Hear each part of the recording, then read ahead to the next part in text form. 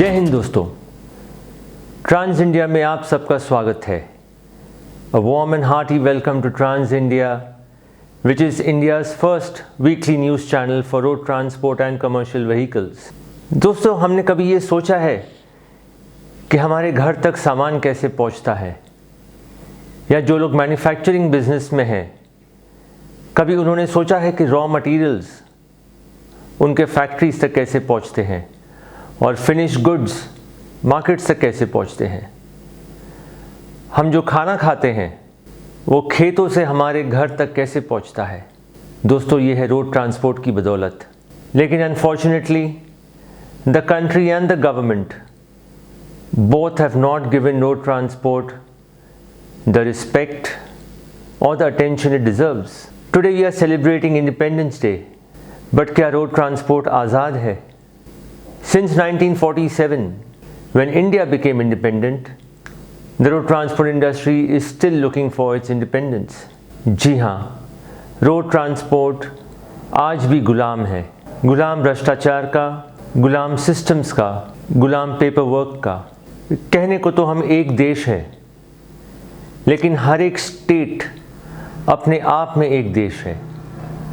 हर एक स्टेट के अपने रूल्स, रेगुलेशंस और ऑफिशियल्स हैं जिनका काम शायद रोड ट्रांसपोर्ट इंडस्ट्री को परेशान करना है और ट्रक्स को डिले करना है। Friends, to Trans India we will be bringing you stories from the road transport industry and also exclusive interviews with prominent personalities and also truck drivers.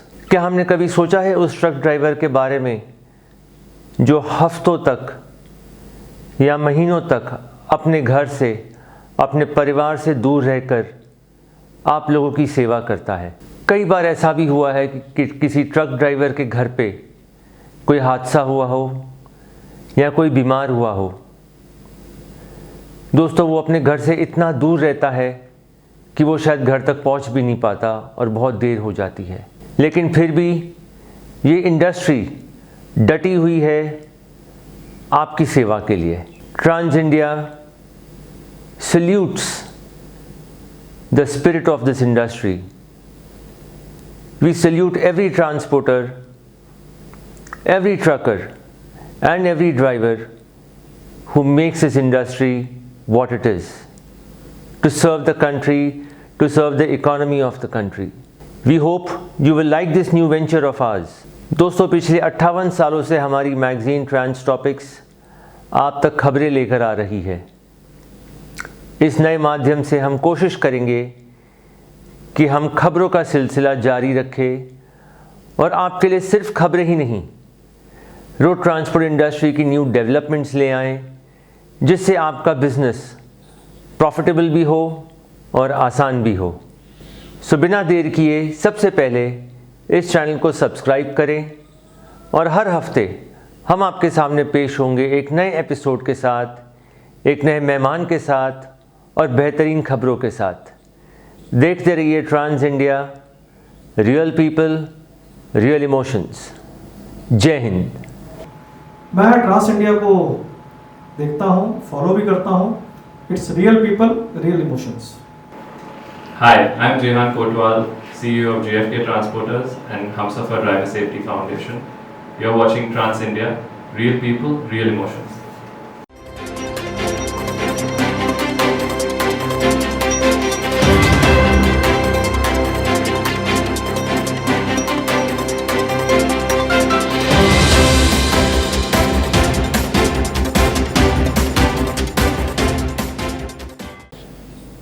दोस्तों, road transport industry इतनी बड़ी है कि इसके size का अंदाज़ा शायद खुद इस इंडस्ट्री को नहीं है। हर स्टेट, हर सिटी, हर टाउन, हर ज़िले में ट्रांसपोर्ट एसोसिएशंस हैं।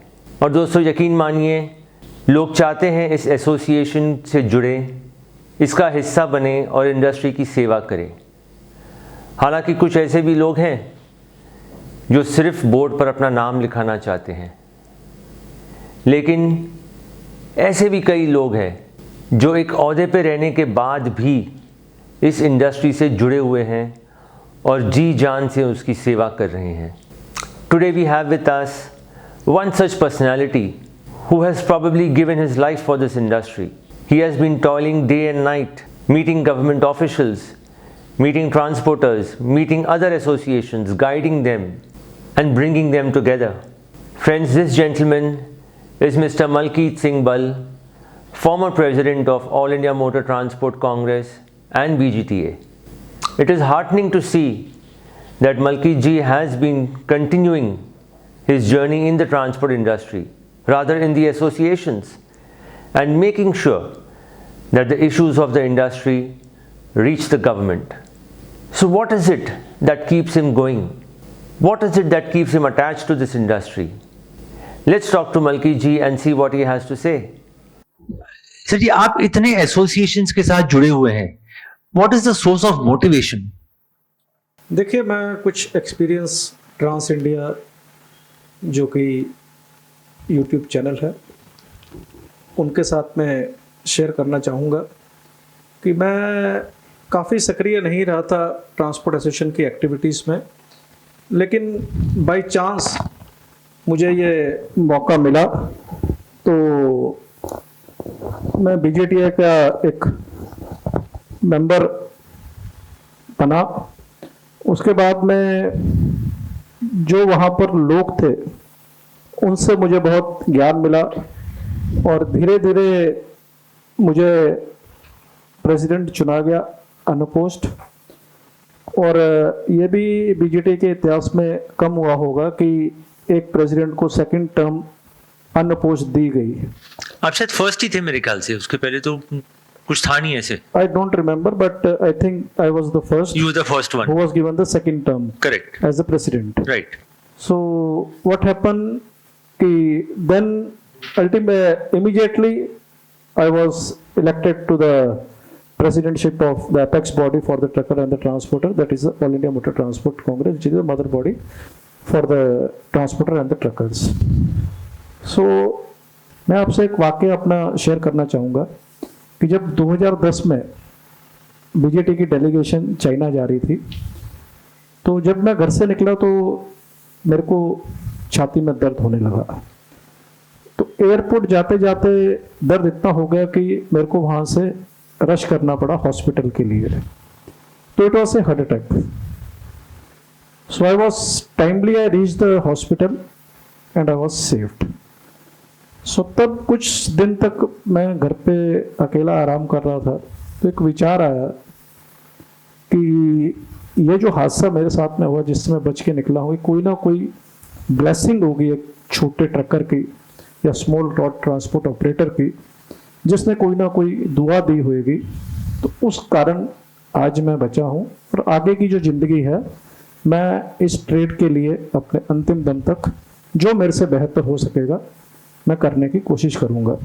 और वही एक सोच है जो मुझे आज भी जिंदा रखा हुआ है और आज भी व्यक्तिगत तौर पर एसोसिएशन के माध्यम से, अपने सोर्सेज से, अपने रिसोर्सेज से जो भी इस उद्योग की बेहतरी के लिए करना होता है हम पहल कर करते हैं और आगे भी भगवान से आशीर्वाद लेते हैं कि इसी तरह की हमें ये सोच दे कि आगे ही हम इस उद्योग के लिए अच्छे काम करते रहें, क्योंकि उद्योग ने ही हमें सब कुछ दिया हुआ है।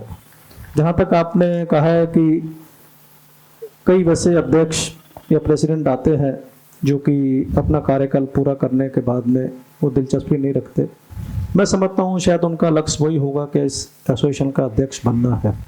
तो मैं अपना जो कर्तव्य है वो आगे भी निभाता रहूँगा। Melchi ji, road transport industry, जब आप बीजीटी के प्रेसिडेंट थे और जब आप ऑल इंडिया के प्रेसिडेंट भी थे, तब में और आज में इंडस्ट्री में बहुत से चेंजेस आए हैं, बहुत से प्रॉब्लम्स जो हैं बढ़ते जा रहे हैं। मेजर इश्यूज क्या है इस वक्त और तब और आज में क्या फर्क है? और 2012-13 से लेके 2020 में या 2021 में काफ़ी बदलाव आए हुए हैं। सरकार की तरफ से हर दिन नए नए रिफॉर्म्स लेके आ रही है, जैसे कि जीएसटी का आया, आरसीएम का आया, एफसीएम का आया, टीडीएस का आया, कई तरह की कंप्लायंस हो रही है। मैं उसमें विस्तार में ना जाते हुए अब मौजूदा हालात पे कुछ रोशनी डालना चाहूँगा, जो कि पिछले 2-3 बरस से है। कोविड-19 की मार हर एक उद्योग को पड़ी है, हर एक देश पर पड़ी है, इसी तरह पर भारत पर भी पड़ी है और ट्रांसपोर्ट उद्योग पे भी इसकी बड़ी मार पड़ी है। पहले ही हमारे लगातार जो ऑपरेशनल कॉस्ट है बढ़ रहे थे, लेकिन जो मार्च 2020 में जो लॉकडाउन हुआ, 3-4 महीने गाड़ियां नहीं चली, उसका भी हमें इतना प्रभाव नहीं पड़ा था, क्योंकि सरकार ने कई परिस्थितियों को समझते हुए कहीं ना कहीं हमें जो बहुत बड़ी राहत जो लोन मोरेटोरियम की दी, उससे ट्रकर ट्रांसपोर्टर एक बहुत बड़ी राहत थी, काफ़ी उसमें बचा हुआ था। उसके बाद में हालात ठीक हुए, काम चलने लगा। फिर मार्च 2021 में जो सेकंड वेव ने जो इस उद्योग को मारा है, मैं तो कहता हूं कि इसको निचोड़ के रख दिया है।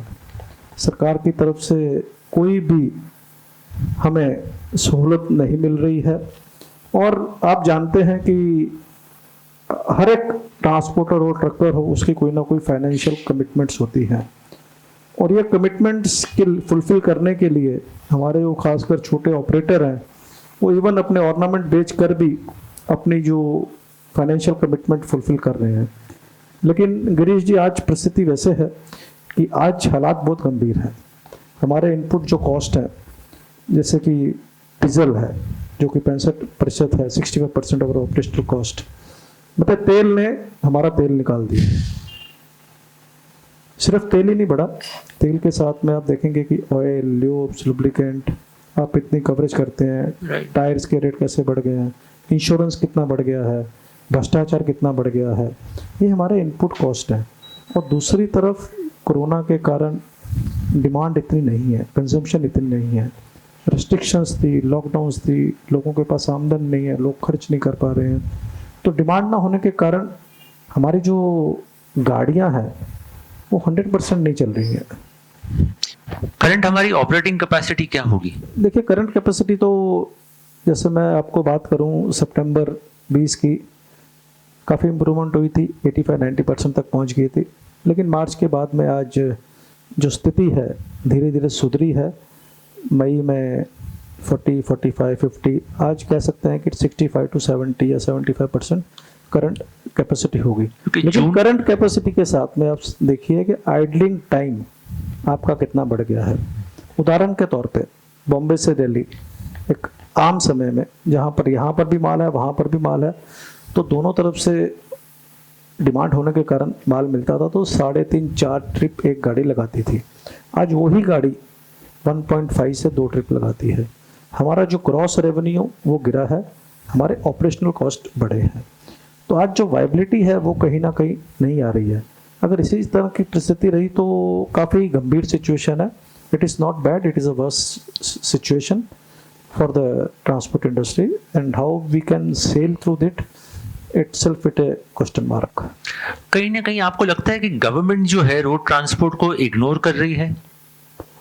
देखिए, सरकारें शुरू से ही उद्योग को इग्नोर कर रही हैं। आज आप देखेंगे कि ministry of road transport highways है, लेकिन वो कहीं भी रोड ट्रांसपोर्ट के बारे में वो कोई चिंतित नहीं है।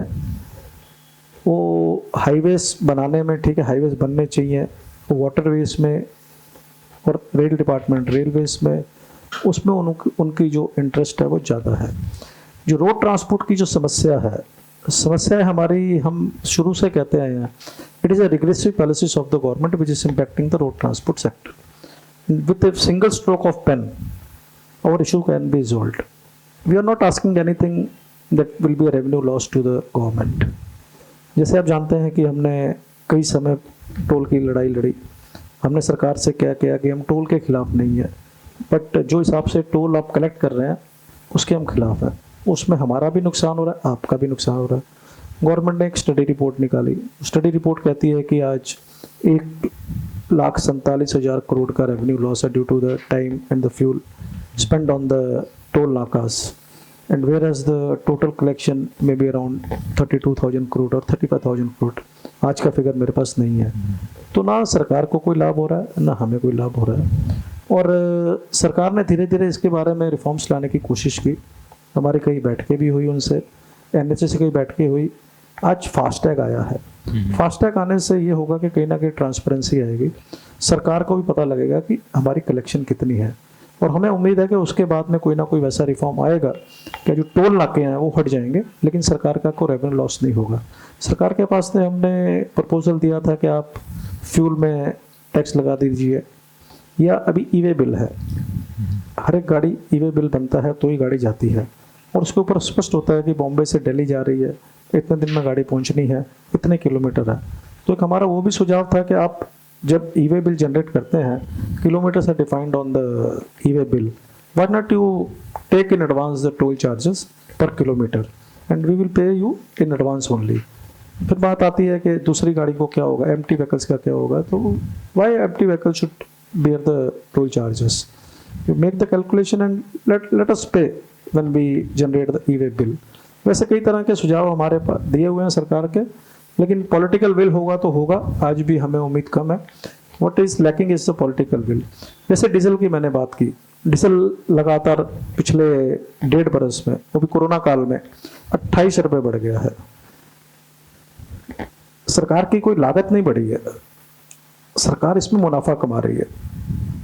ये क्या उचित है कि 32 रुपये 35 रुपये की चीज आप 100 रुपये में बेच रहे हैं, और एक उद्योग, बल्कि उद्योग मैं नहीं कहूंगा, ये 130 crore citizen of this country are getting impacted. आपकी महंगाई बढ़ रही है, इस उद्योग के साथ में 20 करोड़ लोग जुड़े हैं, वो प्रभावित हो रहे हैं। क्या होगा? बेरोजगारी बढ़ेगी आपकी, जो बेरोजगारी आपकी उच्च स्तर पर है और बढ़ेगी। अब देखिए, एक ट्रक के पीछे 4 या 5 लोग हैं जिनके की परिवार इससे अपना कमाई करके अपना गुजारा करते हैं।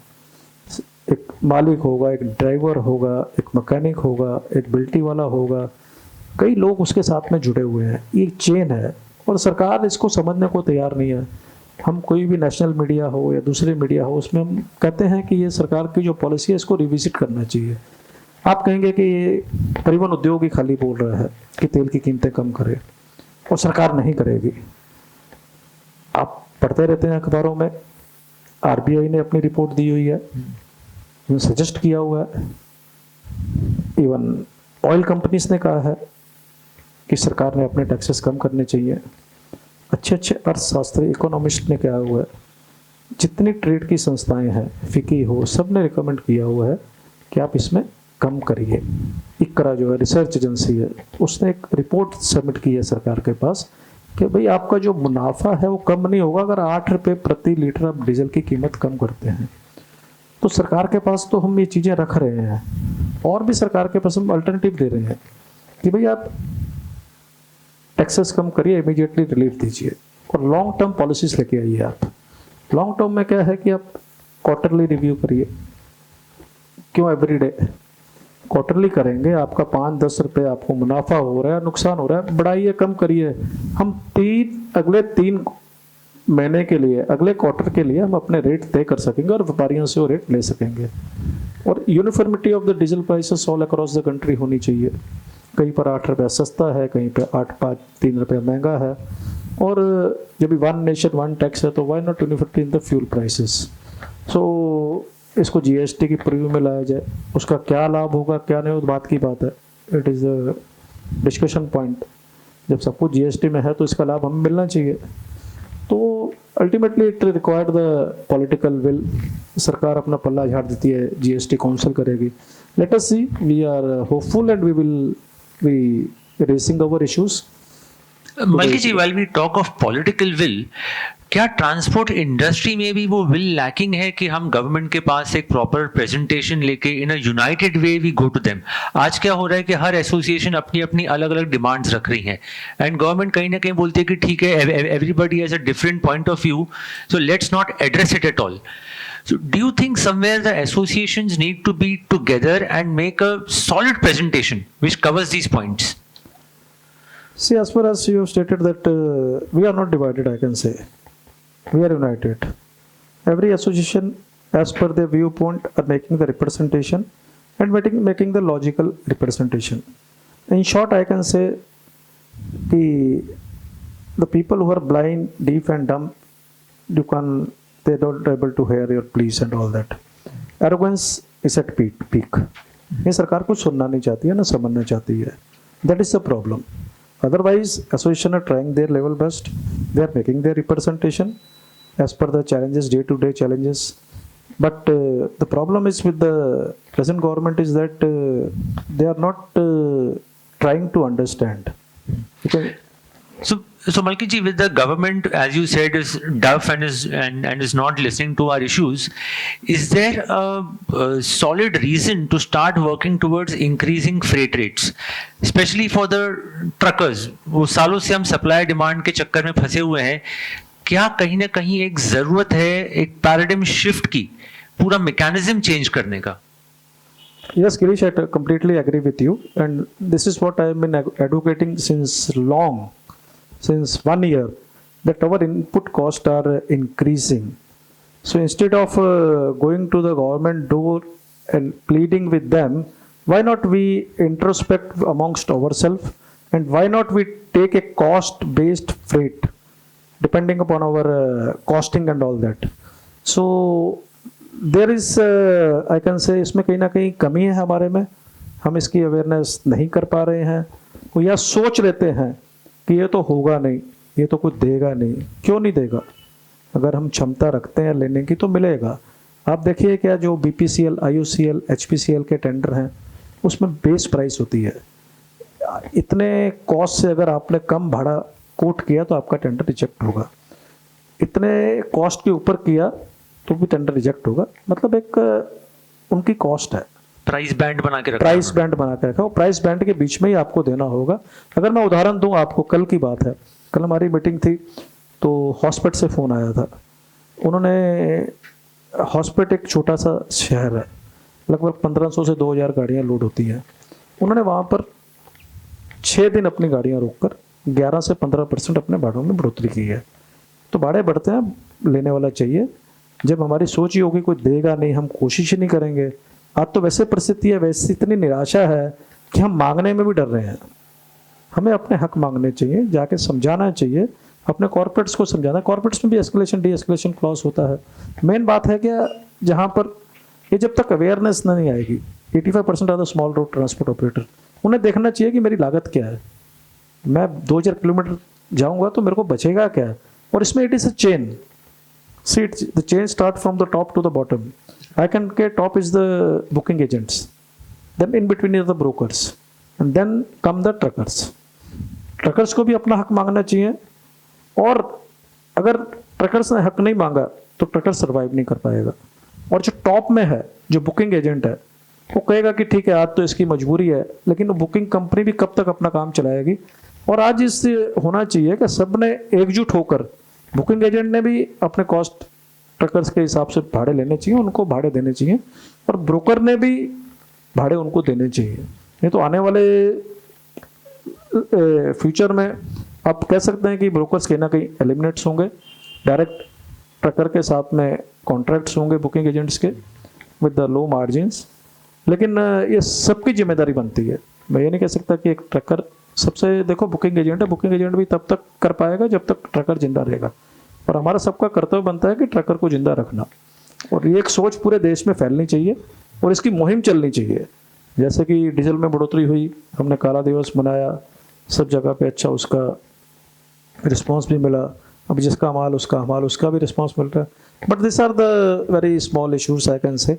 बट वी शुड इंट्रोस्पेक्ट, आत्मचिंतन करना चाहिए. और एक कॉस्ट बेस्ड फ्रेश टक्कर की मुहिम पूरे देश भर में चलानी चाहिए. हो सकता है कि वो 60% काम है, वो 70% काम है. अगर हम कोई भी 100% सक्सेस नहीं मिलती है, 70-80% भी हो, देन ऑल्सो मतलब it will be good for the road transport sector. Do you think state associations or local associations need to be more active in this under the umbrella of AIMTC? See, AMTC have a major role to play in this. AMTC should go to the district places, to the local association. It is a responsibility now. The time has come. They can't sit in the offices and give the circular and the directions. ये करिए वो करिए, नहीं. आप जाइए, आपके national president हैं, आपके वाइस प्रेसिडेंट हैं, उनके जिम्मेदारी लगाइए कि अब तालुका में जाइए, डिस्ट्रिक्ट में जाइए, एक सोच बनाइए, मुहिम चलाएं कि भाई आपको अगर जिंदा रहना है, आपको अगर अपना परिवार पालना है तो आपको ये भाड़े लेने हैं। और इट इज़ वेरी इजी कि डिस्ट्रिक्ट और लोकल लेवल में इमीडिएट इम्प्लीमेंटेशन, इसकी कोई बड़ी बात नहीं है। राइट। मैं बात करूं कि अभी हॉस्पिटल की बात करता हूं, उन्होंने 3-4 गाड़ियां लगाई हुई हैं। बाहर से कोई गाड़ी आके अगर उनको तोड़ना चाहता तो उसको समझाते हैं वो, भाई आप अपना भी नुकसान मत करें, हमारा भी मत करें, आपको लेना तो ये भाड़ा लें और आप जाएं। ये तो उसके ऊपर कार्रवाई करते हैं। इनफैक्ट पिछले महीने एक कार कंपनी में भी यही हुआ था। कार कैरियर्स ने काम बंद कर दिया और 10 दिन के बाद उनको फ्रेट बढ़ के मिला।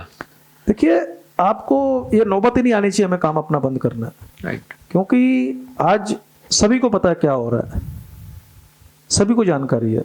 मैं कार कंपनीज की बात करूं या कॉर्पोरेट की बात करूं या HPC, कहीं कोई भी कंपनी की, एक ट्रेडर से लेके एक व्यापारी से लेके एक मंडी वाले को पता है कि इनकी लागत कितनी बढ़ गई है। हमारे में उनको समझाने की क्षमता होनी चाहिए। अगर वो नहीं समझ पाता है तो मजबूरन, ये मजबूरी है हमारी, we have to shut down our operations. कोई अपनी दुकान के ऊपर ताला नहीं लगाएगा जब वो चाबी बंद करके अपनी गाड़ी खड़ी कर देगा, क्योंकि उसको पता है कि चला के कुछ मिल नहीं रहा है, टायर की घसाई भी नहीं निकल रही है, तो मैं से कहाँ से पूरा करूँगा। तो इस तरह की सोच होगी तो डेफिनेटली ये सोच तो हमें लानी पड़ेगी और सोच आनी भी चाहिए। It is a right time, otherwise we will be late.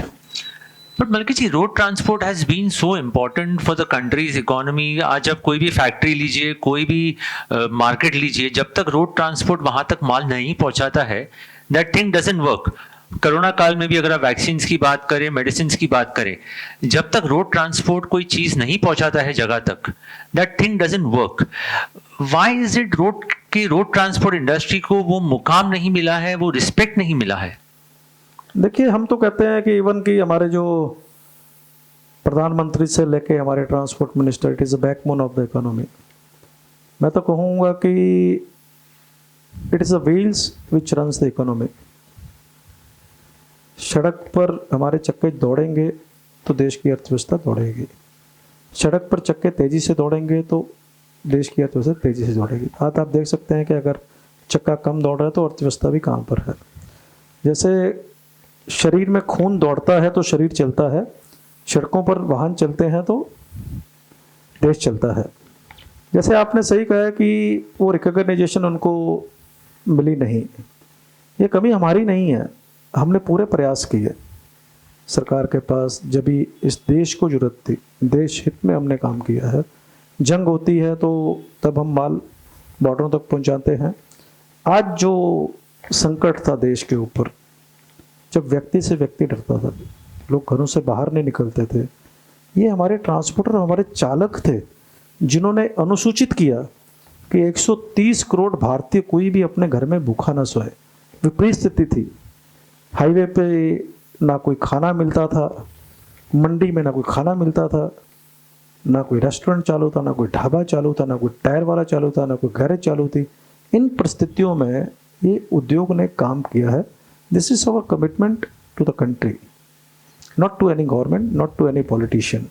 और उसके बाद में भी कोई उनको आप रिकॉग्नाइज ना करें, ये कहीं ना कहीं निराशा पैदा करती है। लेकिन we are always positive, we are optimistic, we will do our things. Vaccine की बात करें तो ये ट्रकर्स हैं जो वैक्सीन पहुंचा रहे हैं। बिल्कुल। आपने कोरोना काल में अगर मेडिसिन की बात करें तो मेडिसिन जितनी मूव हुई है, जितनी ऑक्सीजन हुई है, राइट। हमने जाके देखा कि ऑक्सीजन की टैंकर्स में कमी थी, हमने अपनी गाड़ियाँ लगाई, अपने टेम्पो लगाए, हॉस्पिटल को हमने फ्री सेवा दी मुंबई में, जिसको ज़रूरत है हम देखें। अगर ऑक्सीजन है, ऑक्सीजन कमी कहाँ थी? ऑक्सीजन की मूवमेंट की कमी थी। हमने अनुसूचित किया कि जो मूवमेंट में कमी है, अगर ऑक्सीजन यहाँ पर अवेलेबल है, यहाँ पर पहुँच नहीं रही है, तो पेशेंट मर जाएगा। हमारा कर्तव्य बनता है कि वहाँ से ऑक्सीजन उठा के यहाँ पर पहुँचाने का, वो हमने निभाया। हमने सरकार के कहा कि इनको रिकॉग्नाइज करिए ऐसे कोविड वॉरियर, इनको इंश्योरेंस दीजिए, इनको प्रायोरिटी वैक्सीनेशन दीजिए, लेकिन हाईवेज पे कैंप्स लगाइए, उनको स्क्रीनिंग करिए। वो भी कोई व्यक्ति है, कोई आदमी है, कोई जानवर नहीं है, उनको सुविधा दी, खान पीन की सुविधा दीजिए। लेकिन अफसोस है कि देश वैसे ही चल रहा है, सरकारें वैसे ही चल रही हैं। वो उम्मीद है कि आगे ठीक होगा। लॉकडाउन के समय आपने ट्रक ड्राइवर्स के लिए बहुत कुछ किया था, खाना पहुंचाना, मेडिसिन पहुंचाना।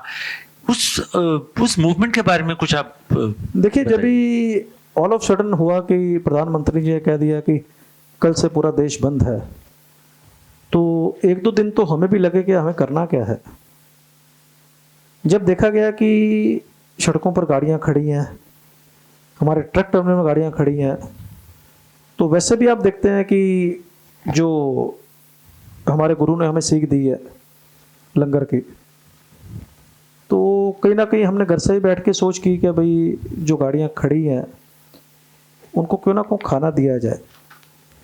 तो गुरुद्वारों से हमने लंगर की मुहिम शुरू की, केटरर्स हायर किए, उनको बोला कि पहुंचाइए, और हज़ारों की तादाद में हम सुबह खाना देते थे और शाम को भी देते थे। और कह सकते हैं कि हमारे जो it was on the wheel, सब एक जगह पे नहीं आ सकते, तो हम पूरे घूमकर मुंबई में, नई मुंबई में, जहाँ पर देखते थे ज़रूरतमंद है उसको खाना पहुँचाते थे। हमारा कर्तव्य था। और उस दौरान कोई अगर बीमार था, कोई ठीक नहीं था, उसको कोशिश करते थे उसको की मेडिकल हेल्प मिले।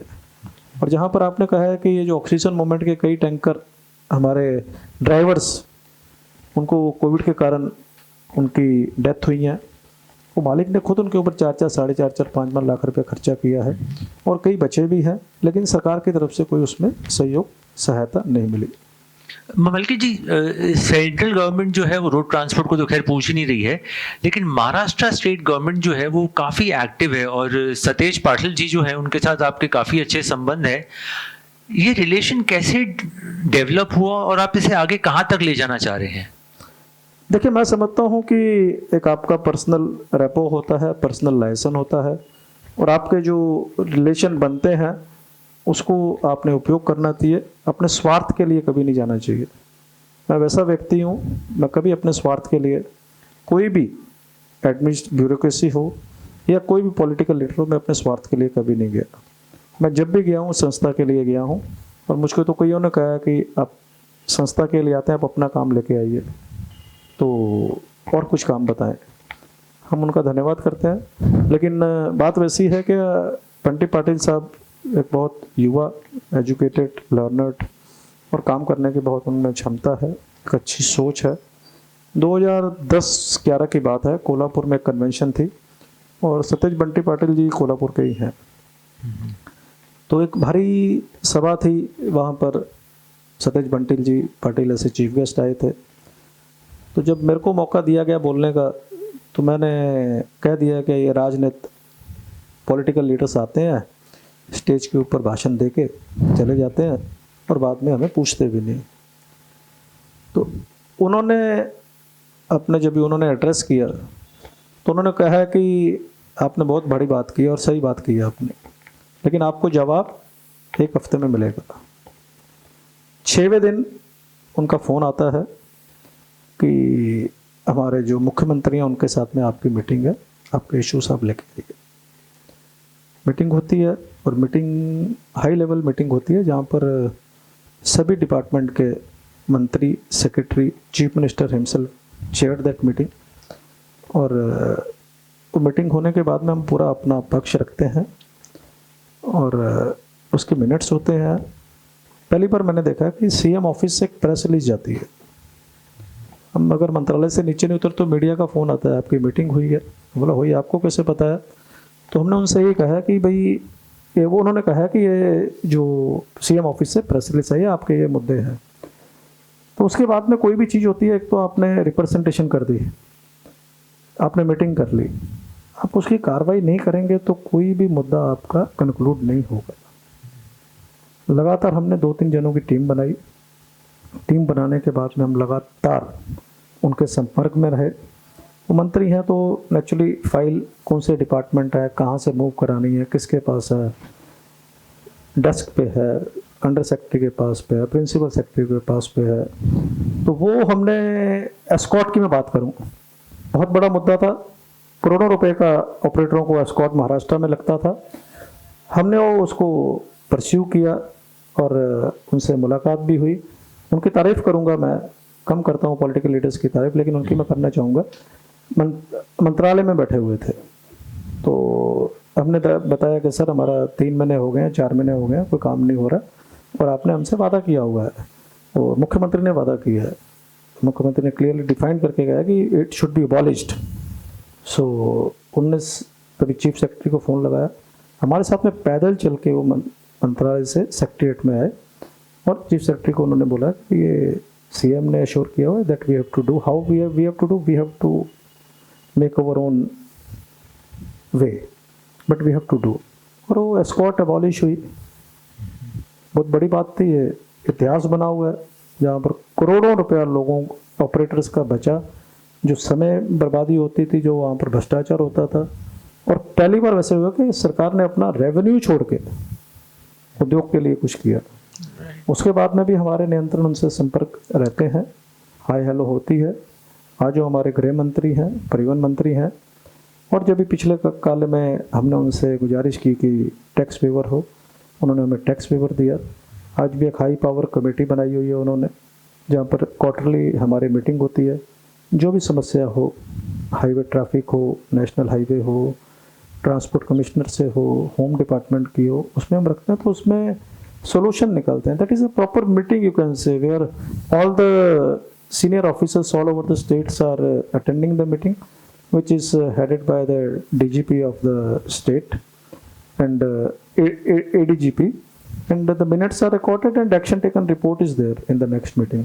So in this way we are trying to resolve the issue at our state level and we want that ये issues हर राज्य में वैसे होने चाहिए और इस तरह की मतलब कि कमेटी सेंट्रल लेवल की बननी चाहिए। वैसे आपने एक बहुत इंपॉर्टेंट बात की फॉलो अप की कि महाराष्ट्र गवर्नमेंट से या बंटी पाटिल जी से आप फॉलो अप करते रहे। क्या ऑल इंडिया लेवल पे ये फॉलो अप मिसिंग है? क्योंकि अगर हम देखें पिछले 1.5 साल से या शायद उसके पहले से भी ट्रांसपोर्ट मिनिस्टर जो हैं वो ट्रांसपोर्टर से मिले ही नहीं हैं। देखिए, मैं इसमें और जोड़ना चाहूँगा कि जब भी मैंने जो टैक्स वेवर की बात हुई तो मैंने उनको फ़ोन किया, उनको धन्यवाद किया, तो उन्होंने आगे से कहा कि ये हमें धन्यवाद आपसे करना चाहिए क्योंकि आपका जो कंसिस्टेंट फॉलोअप है ये उसके कारण हुआ है। राइट। तो जहाँ तक आपने दूसरी बात की कि जो ट्रांसपोर्ट मिनिस्टर है वो हमें मिलता नहीं है। आप रोज़ ट्वीट भी करते हैं, लगभग आज आपके 72 ट्वीट हो गए होंगे कि ट्रांसपोर्ट इंडस्ट्री को मिलना चाहिए। मैं समझता हूँ कि अगर व्यक्ति में क्षमता है तो 24 घंटे में कोई भी मंत्री मिल सकता है। कहीं ना कहीं वी आर लैकिंग और अपनी कमजोरी को हमें समझना चाहिए। वैसे नहीं होगा कि आपको कोई मंत्री ना मिले, कोई भी मंत्री हो उसे मिलना पड़ेगा। आपके सोर्स होने चाहिए, रिसोर्सेज होने चाहिए, आपको वक्त निकालना चाहिए, आपको परस्यू करना चाहिए और मंत्री मिलते हैं। मंत्री आप, मैं उदाहरण दूंगा, 2018 में जो हमने एक आंदोलन किया था तो सरकार ने यही समझा है कि आंदोलन है, नाम दिया है, तो 20 जुलाई से शुरू होना था। 19 जुलाई को नितिन गडकरी जी हमें मीटिंग में बुलाते हैं, मनसुख मंडविया जी रहते हैं वहाँ पर, जितने उनके सेक्रेटरी हैं सब रहते हैं। 3 घंटे हमसे चर्चा करते हैं। 3 घंटे होने के बाद में बोलते हैं कि हम ट्वीट कर देते हैं आपकी फ़ोटो कि हम आपसे मुलाकात की है। तो हमारी सहमति नहीं होती फिर भी वो ट्वीट कर देते हैं फ़ोटो की, हम आज ट्रांसपोर्टर से मिले हैं, हमारी अच्छी पॉजिटिव डिस्कशन हुई है। रात को पीयूष गोयल हमें बुलाता है, तभी फाइनेंस मिनिस्टर था। हम नॉर्थ ब्लॉक में रात के 2:30 बजे तक बैठे रहते हैं, मीटिंग चलती रहती है। अंत में हम बोल के आते हैं कि जो आपके ऑप्शंस हैं हमें अवेलेबल नहीं है और हम कोई डिसीजन लगते हम आपको कल बताएंगे। 20 तारीख सुबह 6:30 बजे अभय दामले जी का फ़ोन आता है मुझे, बोलते हैं आपने क्या निर्णय लिया? हमने बोला अभी तो बिल्कुल बच चुका है, और स्ट्राइक इज ऑन। तो बोलते हैं पता आप क्या कर रहे हैं, आपको 4 कैबिनेट लेवल के मंत्री मिले हैं और आपको 8 घंटे उन्होंने दिए हैं, तो इसके परिणाम ठीक नहीं होंगे। बड़ा सर बात वैसी है, कोई चीज़ें हमारे हाथ में नहीं होती, अभी जो हो गया हो गया, अभी जो परिणाम होंगे वो देखी जाएगी। सरकार देखती है कि इनके तिलों में कितना तेल है। 1 दिन जाता है, 2 दिन जाता है, 3 दिन जाता है, चौथे दिन में मीडिएटर आने चालू हो जाते हैं, कई मंत्री बीच में इंटरवीन करने लग जाते हैं, फिर मीटिंग चालू होती है अनऑफिशियल्स, फिर पीयूष गोयल जी मिलते हैं, मंत्री तो क्या, आपको तो खुद आएगा मिलने, आप में हिम्मत होनी चाहिए। वो वहां पर बैठे थे, हम वहां पर बैठे थे, मीटिंग के बाद में वो खुद आया फोटो खिंचाने, हमने नहीं खिंचाई। बट सर कहीं ना कहीं ये बात क्या इंडस्ट्री या क्या ऑल इंडिया को हर्ट कर रही है कि ऑल इंडिया के जो प्रेसिडेंट है वो इंडिया में ही नहीं है? देखिए, मैं तो कहूंगा कि there is the vacuum, it is a very big problem. ठीक है, एक समय था जब चैलेंजेस थे, उनकी कोई पर्सनल होगी कुछ तो वो ठीक है बाहर थे, लेकिन उनको यहाँ पर इतनी बड़ी जिम्मेदारी के रहने के बाद में यहाँ पर रहना चाहिए, लोगों के बीच में रहना चाहिए। और लीडर्स ऐसे leader he should lead from the front. और शायद उसी की कमी है कि जो आपने जिक्र किया है कि हमारी मुलाकातें नहीं हो पाई। अगर मैं नहीं समझता कि कोई दिल्ली में सक्षम आदमी हो तो किसको ना मिल सके। ये भी अभी सुनने में आ रहा है कि ट्रांसपोर्ट इंडस्ट्री स्ट्राइक पे जाने की बात कर रही है। How far is it true and what is the action plan?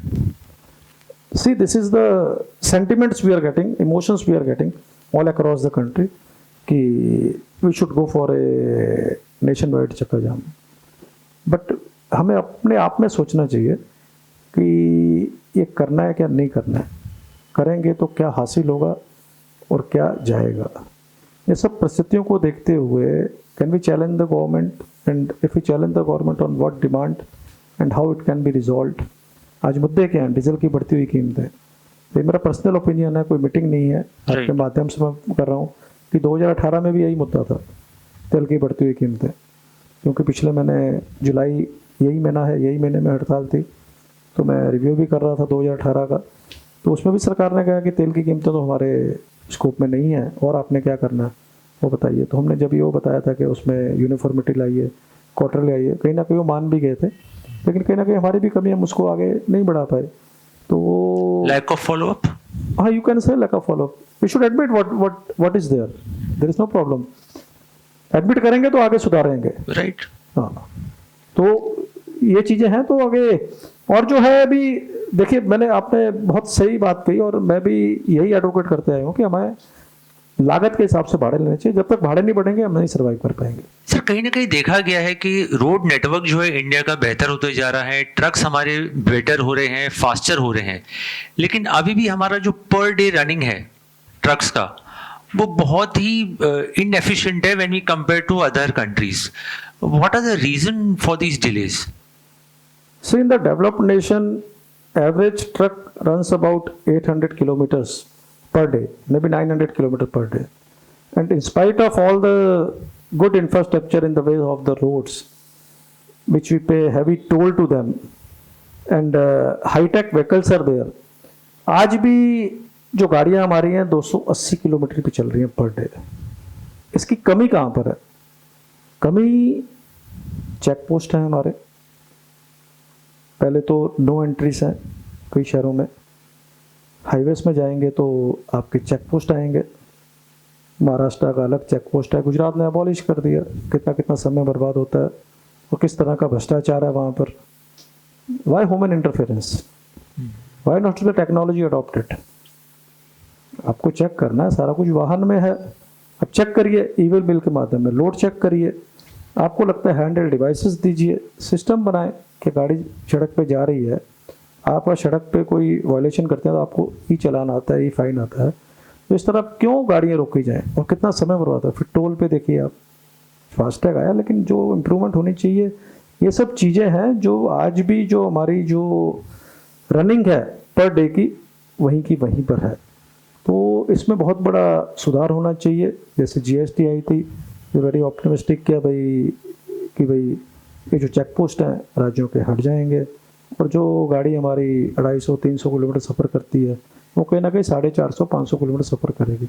और उसमें क्या होगा कि हमें भी वायबिलिटी आएगी, लॉजिस्टिक कॉस्ट भी कम होगा। It will win win situation for everybody. But हम देख रहे हैं कि ये मतलब क्या प्रैक्टिकली इम्प्लीमेंट नहीं हो रहा है। Check post should be removed all across the country, whereas we are not against the checking of the documents and checking of the material. Handheld devices should be there. हाँ, random checking करिए, आपको गाड़ी में शक आता है उसको रोकिए, चेक करिए। तो ये रिफॉर्म्स सरकार ने लाने चाहिए इस तरह के, इसमें भी पॉलिटिकल विल है, फेडरल स्ट्रक्चर है, हर एक सरकारों को अपने अपने अधिकार है, लेकिन कोई ना कोई सोच पैदा करके जो सेंटर में सरकार है, कम से कम अपने जो राज्य हैं उनमें एग्जाम्पल दें, जैसा गुजरात ने किया है. Why don't the other state follow abolition of the check post? Sir, एक तरफ रोड ट्रांसपोर्ट की एफिशिएंसीज नहीं बढ़ रही हैं और दूसरी तरफ रेलवेज जो है वो काफ़ी अग्रेसिवली बढ़ रहा है. उसका क्या इम्पैक्ट होगा, स्पेशली डीएफसी आने के बाद? देखिए, उसका इम्पैक्ट तो आज भी आ चुका है. इम्पैक्ट तो आज भी आ चुका है. पहले रेल मूवमेंट होती थी जो हैवी मटेरियल है, स्टील की, कोल की, सीमेंट की, तो आज आप देखेंगे कि इवन किसान रेल भी चल पड़ी है, जो महाराष्ट्र से शुरू होती है, जितना गुजरात से माल उठाकर पहुंच जाती है दिल्ली. जो पेरिशेबल गुड्स की गाड़ियां हैं उनको कितना इफेक्ट पड़ा हुआ है. मैं तो समझता हूँ कि उनका काम 50% रह गया होगा, और जब ये कॉरिडोर्स आ जाएंगे तभी कितना रेल खींच लेगी काम रोड ट्रांसपोर्ट सेक्टर का. ये अपने आप में क्वेश्चन मार्क है, अपने आप में हमें आत्मचिंतन करना चाहिए. और जो लॉन्ग मोमेंट है उसमें कमी आएगी, जो कि शॉर्ट डिस्टेंस है उसमें डिमांड आएगी. और रेल को भी तो हम ही प्रमोट कर रहे हैं, दूसरा व्यक्ति तो नहीं कर रहा. तो कारण क्या है कि रेल में तो कोई माल गाड़ी लेके जाएगी तो रेल भरेगी, तो गाड़ी वाले सोच रहे हैं कि हमने रेल तक भी माल नहीं पहुंचाना है, या रेलवे यार्ड से माल उतारना भी नहीं है. तो देखो अभी क्या होता है. सर, यहाँ से from here on how do you think road transport industry का फ्यूचर है, गिवन व्हाटएवर वी डिस्कस्ड? कितने लोग बचेंगे 2 साल बाद? नहीं, देखिए, आई एम ऑलवेज ऑप्टिमिस्टिक. ये जब तक सूरज चांद है तब तक ये उद्योग रहेगा. What about the truckers, the transporters, the drivers? Definitely उसमें कहीं ना कहीं करेक्शन आएगी, कहीं ना कहीं सोच बदलेगी, और उम्मीद है कि जल्द आए. हाँ, ठीक है, मतलब क्या आज आप वी डोंट वांट कि any player should quit this business. आज हम अगर एक ट्रकर की बात करते हैं, या 2 की बात करते हैं, 4 की बात करते हैं, अगर 5 की बात करते हैं, तो 15 वाले का भी नंबर दूर नहीं है, तो 20 वाले 100 वाले का भी नंबर दूर नहीं है. तो collectively, right from the booking agent to the broker to the trucker, should join themselves and do good for the industry. और जब तक ये मैंने कहा ना, सूरज चांद रहेगा, उद्योग रहेगा और गाड़ी चलती रहेगी. और एक strong leader on the top, that will also help.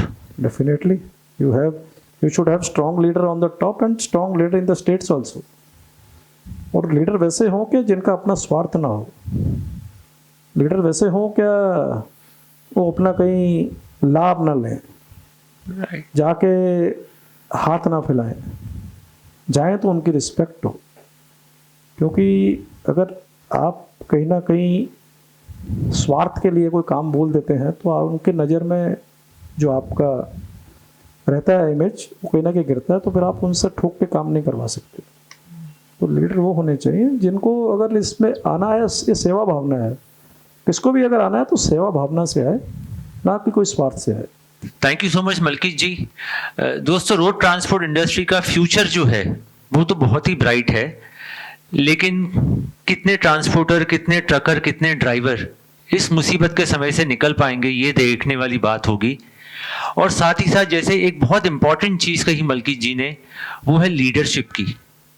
हमारी ये उम्मीद है और हम ये चाहते भी हैं दिल से कि हर एसोसिएशन, चाहे वो स्टेट लेवल पे हो, रीजनल लेवल पे हो या ऑल इंडिया लेवल पे हो, जो भी एसोसिएशन में आए वो तन, मन और धन से एक सेवा भावना के साथ आए, कि ये नहीं हो कि सिर्फ मेरा बोर्ड पे नाम आना चाहिए, बोर्ड पे उसकी अचीवमेंट्स होनी चाहिए, उसका नाम नहीं होना चाहिए.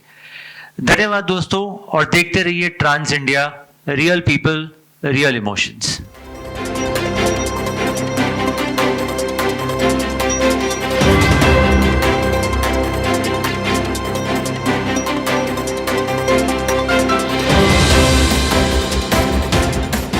But do you think the transport industry will come together as one unit and approach the government and say, okay, this is the problem and this is the real solution we ask for, not concessions but solutions? Yeah, solutions. Actually, see, we have to change the approach. We cannot go on talking about the problems, because everybody has to solve his own problems. We have to engage with the government, not fight with the government. That combat attitude has to be changed. We cannot talk like a militant. हम ये करेंगे वो करेंगे strike कर देंगे बंद कर देंगे चक्का जाम. Nobody is interested and nobody gives value to any chakka jam now. The media, they make you a villain out of that. Even if your concerns are okay, your approach is not liked. I am Chirag Kathira, Director of SGT Group of Companies, and you are watching Trans India, Real People, Real Emotions. Hi, I'm Prima Jagani. Hi, I'm Tanvi Naik. And you're watching Trans India, Real People, Real Emotions.